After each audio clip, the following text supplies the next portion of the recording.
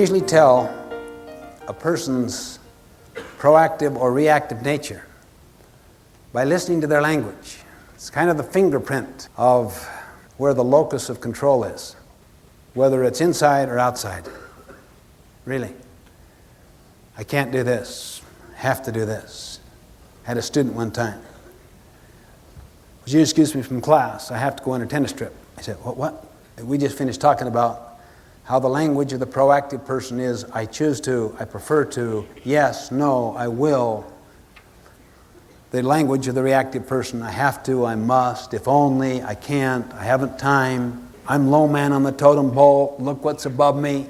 The people who need this aren't here, or if they are here, they're not getting it. I was going through all of that. He said, would you excuse me from class? Next week I have to go on the tennis trip. He said, what? I have to go on the tennis trip. You what? I have to go. You have to go? You have to go? Oh yeah. What'll happen if you don't go? They'll kick me off the team. Seems like a natural consequence to me. If you don't go on the trips, you can't be on the team. What'll happen if you don't come to my class? I don't know. What's the natural consequence of not coming to class? I don't know. I mean, think. What naturally will happen if you don't come to class? Well, I mean, you wouldn't kick me out, would you? Well, that would be a social consequence. That's artificial. It's not natural. If you won't participate, you shouldn't be on the team. On a tennis team, that would be natural. What will naturally happen if you don't come to class? I guess I'd miss the learning. That's right. I know if it were me, I'd choose to go on the tennis trip. But never say you have to do anything. You have the power to choose. He meekly said, I choose to go on the tennis trip and miss my class.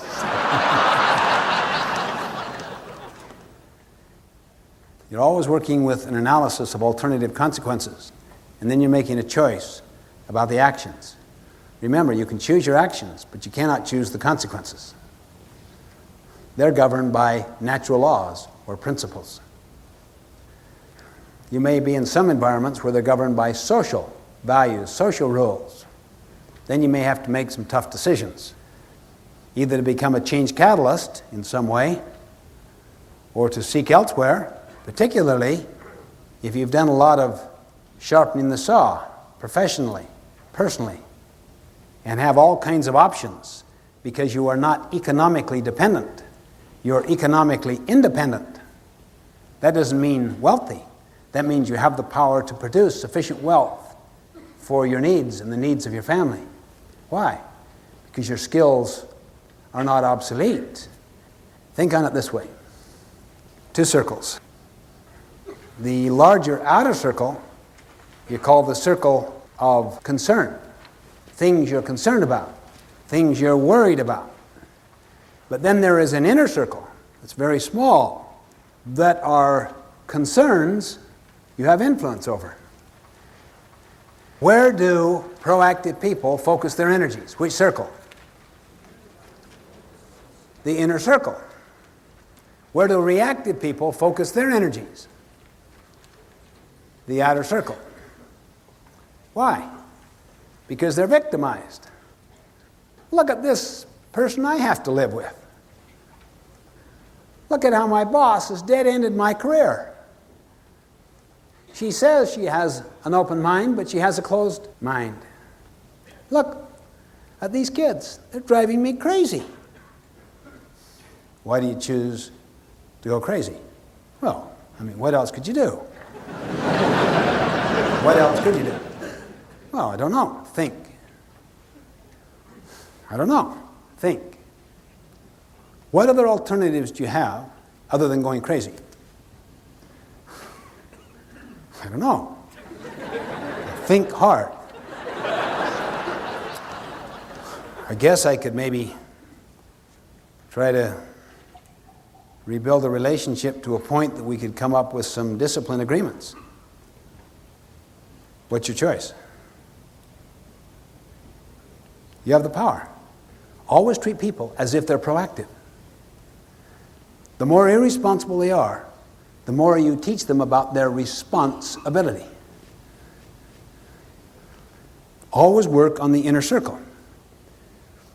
It is a marvelous thing. It is inevitable. Inevitable. If you work on the inner circle, it'll get larger. Always. Why? The energy there is positive. You're doing something at the outside edge of that inner circle that wins more confidence with other people. The way you treat them, the way you make and keep promises, the way you apologize when you make mistakes, the way you gather feedback, the way you give feedback, the way you're trying to play God in someone's life, the way you seek to understand what's important to the other, so that your presentations are made in terms of their frame of reference, their language, their value system. You're constantly making deposits into the emotional bank account. But if you focus on the outer circle, you're taking withdrawals. You're judging. You're criticizing. You don't seek to understand. You're not consistent. All in the name of their inconsistency. You overreact in the name of their overreaction. You badmouth them behind their back, unaware that the people you're talking to as you do the badmouthing know you're going to do the same thing about them when there's a strain on that relationship. If you want to retain those who are present, my friends, always be loyal to those who are absent. They know you're principle-centered. They know you're just not sucking up to the social value system.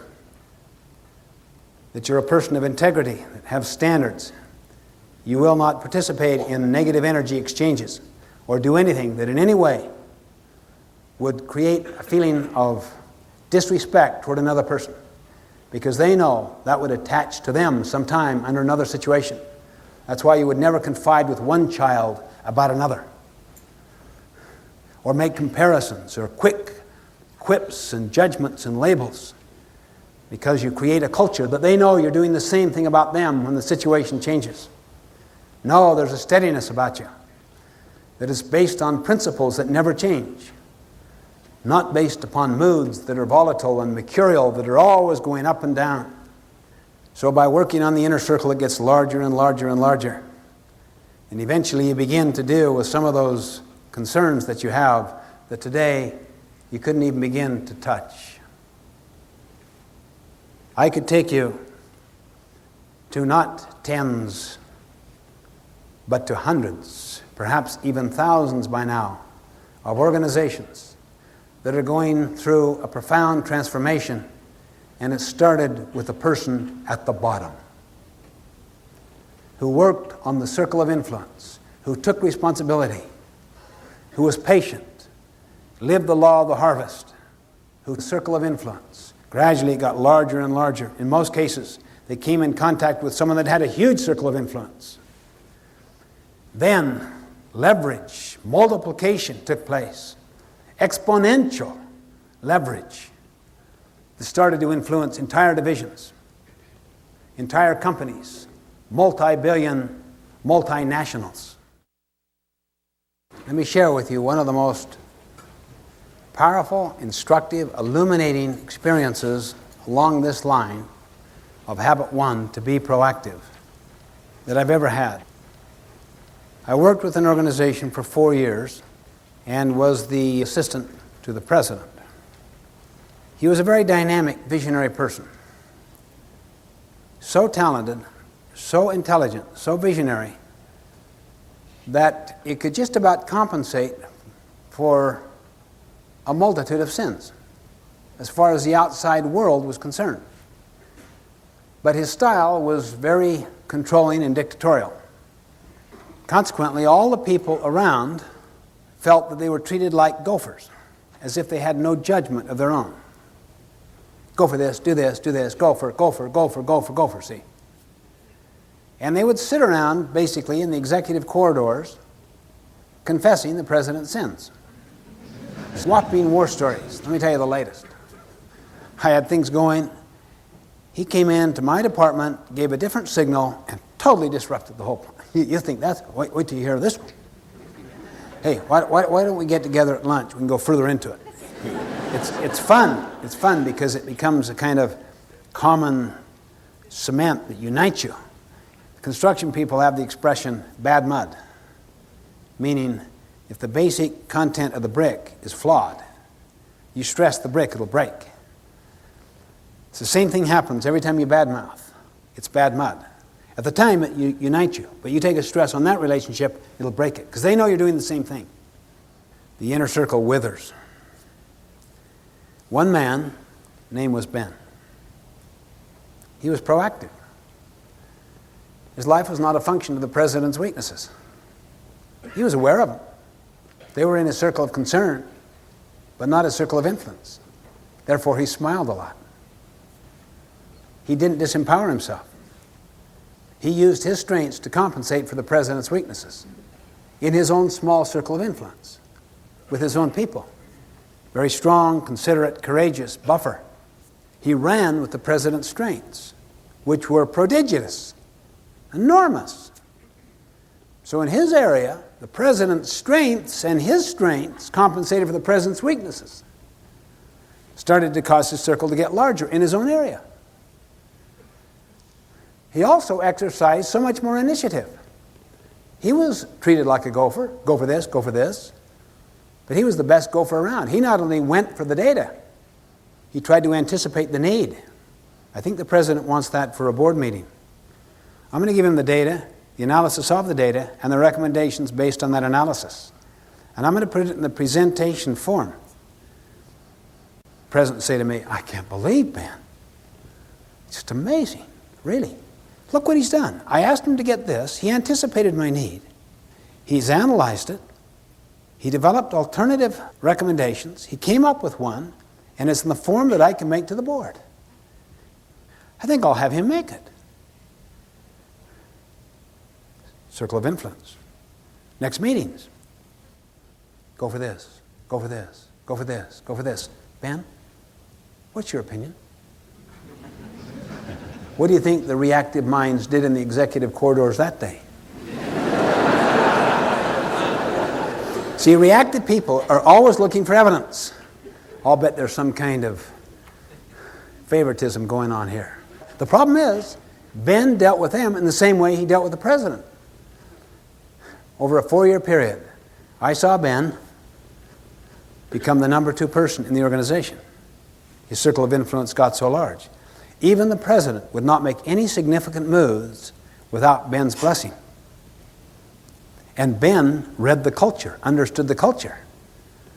So the president's weakness in style was being compensated for by Ben's strength with cultural awareness, so that the president's judgments about how to implement this vision, actualize the vision, was strengthened. Amazing thing.